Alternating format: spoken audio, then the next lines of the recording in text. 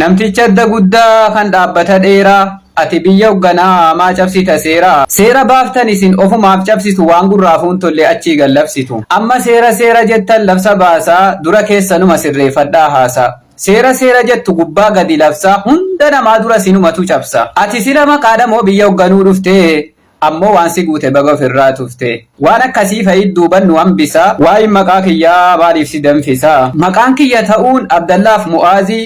maaliif sittadhaawa ta'ee akka gaazii ammas jecha rabaa achii gadhu kaasi warra rafee jiru irribaa nuu kaasi sichuutti moggaamna finnee tarree nagnee jecha kan kee kanaan irribaa dammaqne sichuutti moggaamna finnee tarree nagnee jecha kan kee kanaan irribaa dammaqne nama dubbiin galuuf rabbiin waa taasisu jaraa miidhiin waa hunda taasisu rakkoo muumintootaa kan jayaachisu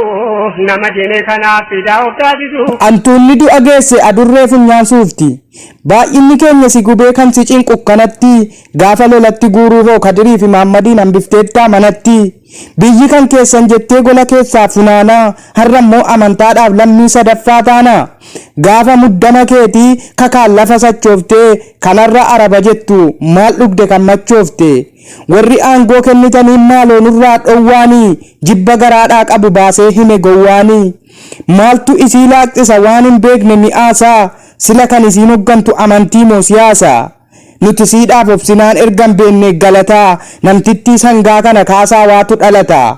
akka ree dhugaa qabdi maal laman goone quuftii hantuunni du'a geesse adurree funyaan suufti hantuunni du'a geesse adurree funyaan suufti. Nama dubbiin galuuf rabbiin waa taasisu jaraa miidhiin waa hunda taasisu rakkoo muumintootaa kan jayaachisu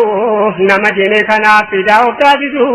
rabbiin waa taasisu jannatatti yaale ala kitaabillahi sunnatu rasuuli.